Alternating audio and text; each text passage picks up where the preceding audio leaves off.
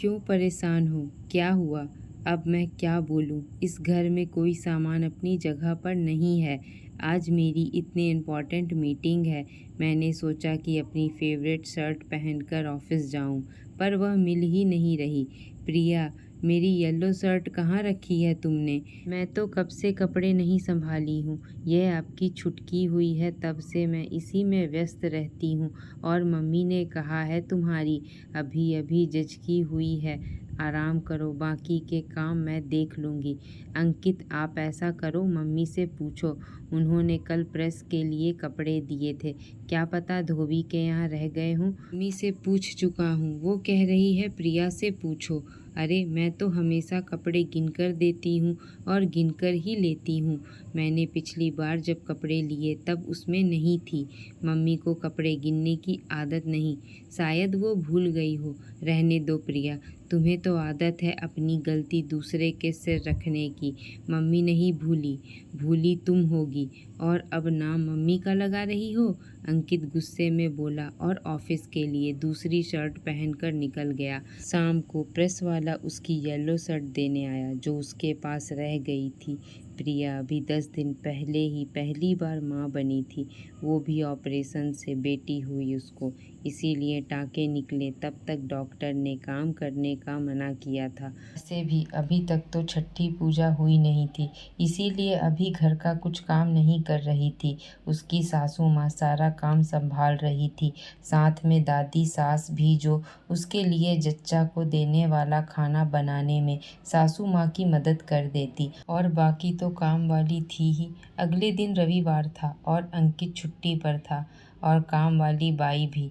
Mummy जी, आज bed की dusting नहीं हुई क्या? यहाँ धूल दिख रही है। प्रिया ने अपनी सास से पूछा। की तो थी, मैंने आज सुबह जल्दी ही कर दी। सोचा छोटे बच्चे का सामान रखती है बेड पर तो अच्छे से सफाई करना चाहिए मम्मी, पर बेड पर तो धूल दिख रही है। शायद आप सोचकर रह गई, करना भूल गई होंगी। कोई बात नहीं, मैं कर देती हूँ। प्रिया ने कपड़ा लेकर डस्टिंग कर दी। प्रिया अपनी सास को माँ की तरह ट्रीट करती थी, तो जो लगता बोल देती, ये नहीं सोचती कि बुरा लगेगा या अच्छा।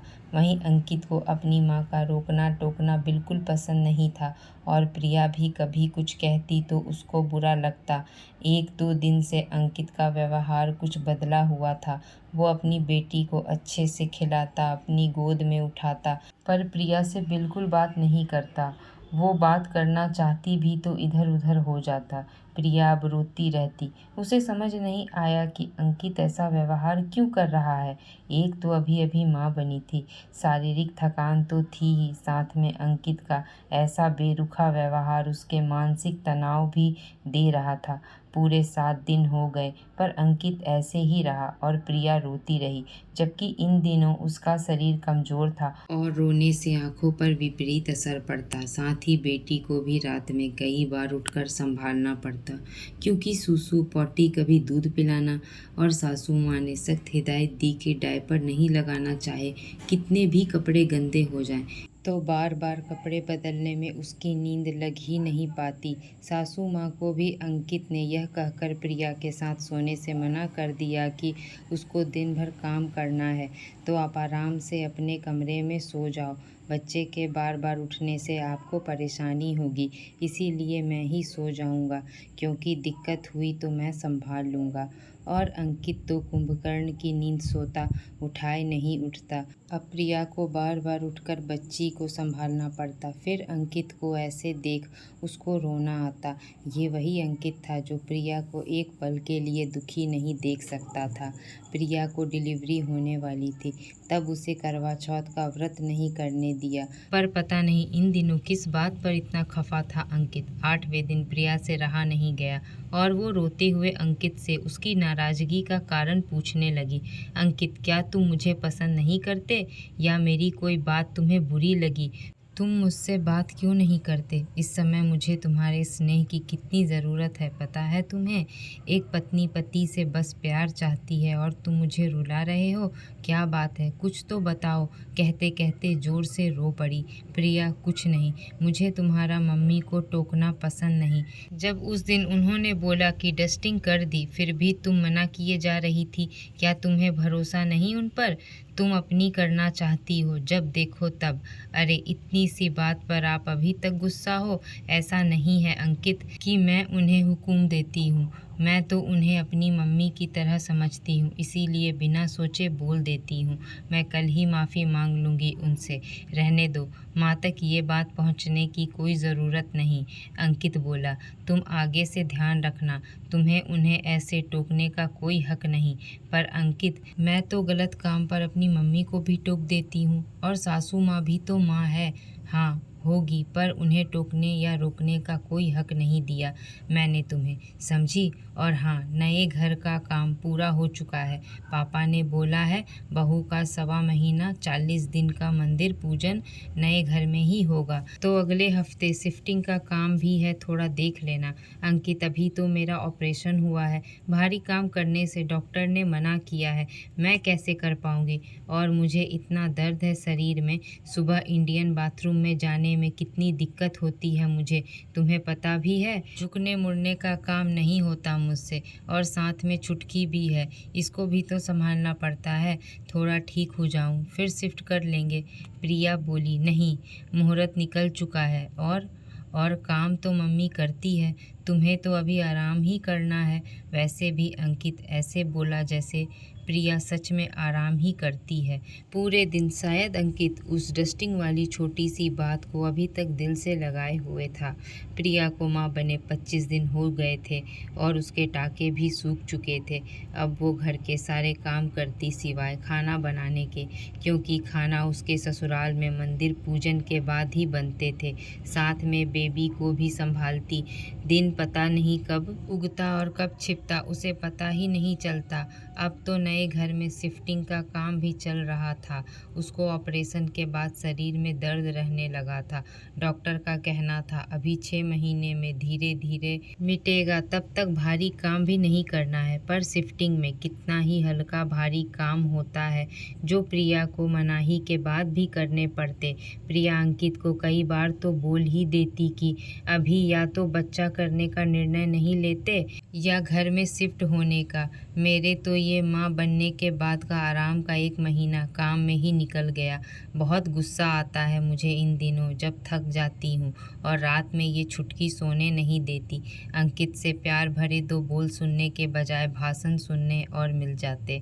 और हद तो तब हो गई जब एक दिन प्रिया बहुत थक गई थी और अंकित दोपहर में किसी काम से घर आ गया था। आते ही प्रिया को बोला, प्रिया, प्रिया, बाहर आओ तो।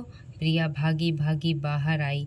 पता नहीं क्या हो गया, अंकित अचानक क्यों आ गए और मुझे ऐसे क्यों बुला रहे हैं? क्या हुआ अंकित, तुम ठीक तो हो ना? अरे मैं ठीक हूँ, किसी काम से पास ही आया था तो सोचा घर होता चलो। आओ, तुम्हें कुछ दिखाना है। एक बकरी और उसके बच्चे की ओर इशारा करते हुए बोले, देखो ये बकरी भी तो अभी अभी माँ बनी है। इसे अभी थोड़ी देर पहले बच्चा पैदा किया है और अभी इसको अपने साथ ले जा रही है। देखो कैसी फुर्ती है इसमें। और एक तुम हो जो दिन भर काम का रोना और दर्द का रोना रोते रहती हो। तुमसे अपनी छोटी सी बच्ची और कुछ काम भी नहीं संभाले जा रहे। सुनकर अवाक रह गई प्रिया। मन में सोचा, अब मेरी तुलना एक बकरी से कर रहे हो? क्या इतनी इज्जत रह गई मेरी? कुछ सोचकर बोली प्रिया, फिर बकरी से ही शादी कर लिए होते, मुझसे क्यों की? कहकर फफक फफक कर रो पड़ी प्रिया। अरे प्रिया, सॉरी यार, मैं तो मजाक कर रहा था। सॉरी डियर, तुम तो बुरा मान गई, प्लीज़ रोना बंद करो। नहीं अंकित, बात बुरा मानने की नहीं, बात मेरे स्वाभिमान की है। तुम मेरे दर्द को समझने के बजाय मेरा मजाक बना रहे हो। मेरे मातृत्व के 40 दिन होने वाले हैं और तुमने 40 मिनट भी मुझसे प्यार से बात नहीं की होगी। तुम्हारी पत्नी हूँ, इतना हक तो मेरा भी बनता है कि मैं अपने दुख दर्द अपने पति से बांट सकूँ। हाँ या ना बोलो।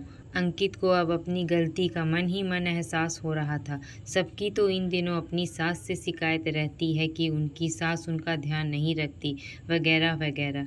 पर मेरी तो यहाँ मेरी सास से नहीं बल्कि उनके बेटे से, मेरे पति से, मेरी बेटी के पिता से शिकायत है कि वो अपनी जिम्मेदारी बखूबी नहीं निभा रहे। उनको मुझे मोरल सपोर्ट देने के बजाय वो मुझे मानसिक तनाव ज़्यादा दे रहे हैं। इन तनाव के कारण ही मैं पूर्ण रूप से स्वस्थ नहीं हो पा रही है। शायद आपकी माँ मेरे दर्द को आपसे अच्छे से समझ पाई, क्योंकि उन्होंने भी मातृत्व के इन 40 दिनों को जिया है। इसीलिए आपसे ज़्यादा वो मेरा ख्याल रखती है और मैं उनसे हक से बात कर पाती हूँ, कहकर प्रिया अंदर चली गई। अंकित को अब बहुत आत्मग्लानि हो रही थी कि जब प्रिया को उसके प्यार, विश्वास और मोरल सपोर्ट की सबसे ज़्यादा ज़रूरत थी, तब उसने उसको इतना दुख दिया। क्या हुआ, प्रिया ने माँ को कुछ बोल दिया? मैं भी तो बोल देता हूँ कई बार। मैंने अपनी पत्नी पर अपना हक जमाया, उसे बिना गलती की सज़ा दी पर अब वो सारा प्यार उसे दूंगा जिसकी वो हकदार है। आखिर उसने मुझे एक नन्ही परी के रूप में एक तोहफा जो दिया है। अगले दिन अंकित बिल्कुल बदल चुका था। एक जिम्मेदार पति बन प्रिया के सामने उसकी उम्मीद के लिए खड़ा था और प्रिया अपने सारे दर्द को अंकित के इस बदले रूप को देख भूल चुकी थी। दोस्तों, माँ बनने के बाद एक औरत के शरीर में अनगिनत बदलाव होते हैं। मानसिक और शारीरिक तौर पर उसे अपने पति के साथ की ज़रूरत होती है। अगर उस वक्त उसे वह साथ ना मिले तो ज़िंदगी का सफ़र उसके लिए कठिन हो जाता है। इसीलिए ऐसे समय में अपनी पत्नी का साथ पूरे मन से देना चाहिए ताकि वह हंसते हंसते सारे बदलाव झेल सके। दोस्तों, हमारी कहानी कैसी लगी हमें कमेंट में ज़रूर बताएं। ऐसी ही पारिवारिक कहानियों को सुनने के लिए हमारे चैनल को सब्सक्राइब करना ना भूलें। धन्यवाद।